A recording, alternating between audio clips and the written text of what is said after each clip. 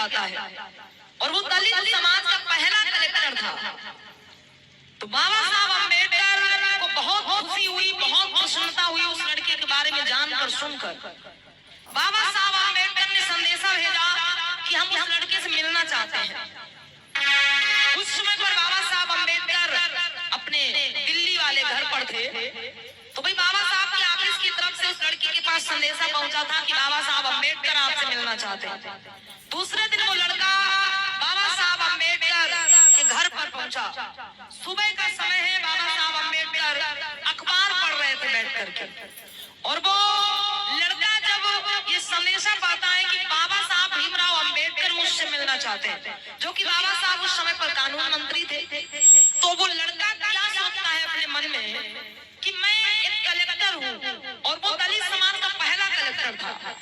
तो उसे लगा कि बाबा साहब अम्बेडकर ने अगर मुझे बुलाया है तो जरूर इनको मुझसे कुछ चंदा वंदा चाहिए होगा, मुझसे कुछ चंदा चाहिए होगा, इसलिए बाबा साहब ने मुझे अपने पास बुलाया। वो लड़का अपने मन में विचार लिए पहुंचा बाबा साहब के पास। बाबा साहब बैठे ऐसे अखबार पढ़ रहे थे और वो जाकर के सामने खड़ा हो गया।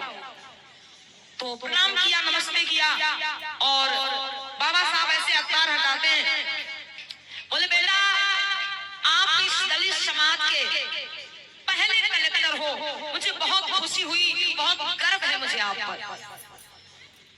ऐसे ही हमारे समाज के हर लोगों की सोच होनी चाहिए कि वो आगे बढ़े। बाबा साहब ने इतनी बात कहते हुए उस लड़के से एक बात और कही कि बेटा जब तुम कलेक्टर हो तो तुम्हें लाल बत्ती वाली गाड़ी भी मिली होगी। उसने कहा जरूर, बिल्कुल। तो बाबा साहब ने कहा ठीक है बेटा, देखो मेरा आपसे ये कहना है, मेरा आपसे ये कहना है बेटा कि आप जिस बस्ती में जन्म लिए हो, माताएं बहनें बड़ी ध्यान से सुनना, बाबा साहब की क्या सोच थी इस समाज के प्रति, लेकिन आज इस समाज की क्या सोच है बाबा साहब के प्रति। कोई कहता हमें कुछ नहीं दिया, कोई कहता हमारे लिए कुछ नहीं किया, कोई कहता हम क्या जाने, कोई कहता हम क्यों जाए वहां। लेकिन बाबा साहब की क्या सोच थी इस समाज के लिए, सुनना। तो बाबा साहब ने उस लड़के से कहा, मतलब उस कलेक्टर से कहा कि बेटा जब तुम कलेक्टर हुए हो तो तुम्हें लाल बत्ती वाली गाड़ी भी मिली होगी। उसने कहा बिल्कुल।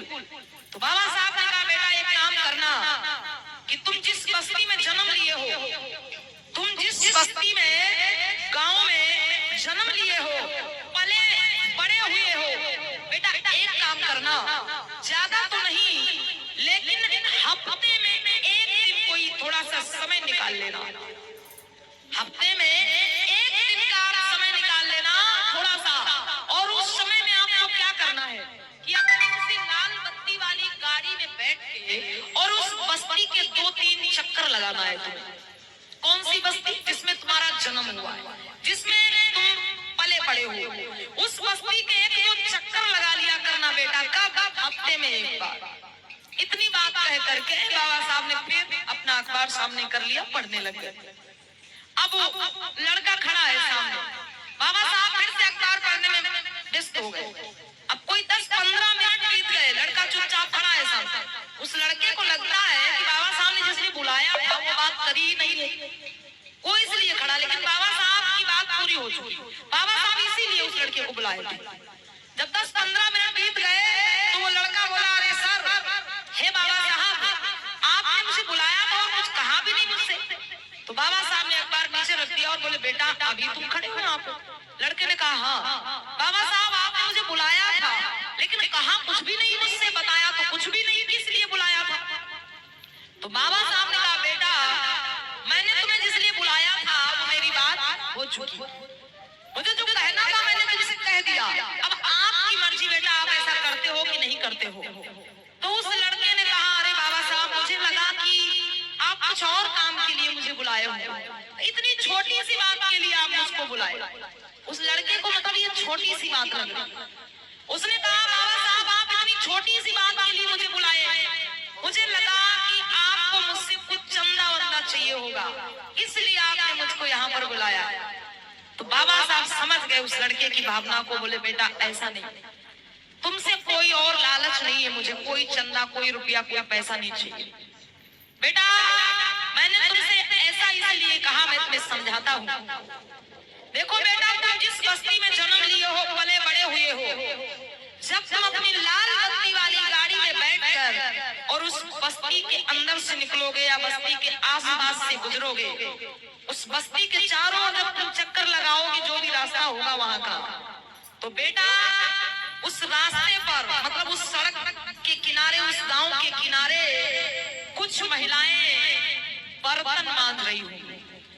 उस रास्ते के किनारे, उस गांव के किनारे कुछ महिलाएं कपड़ा धो रही होंगी, कुछ महिलाएं गोबर उठा रही होंगी, कुछ महिलाएं झाड़ू लगा रही होंगी, अरे कुछ महिलाएं कंडे उपले बना रही होंगी।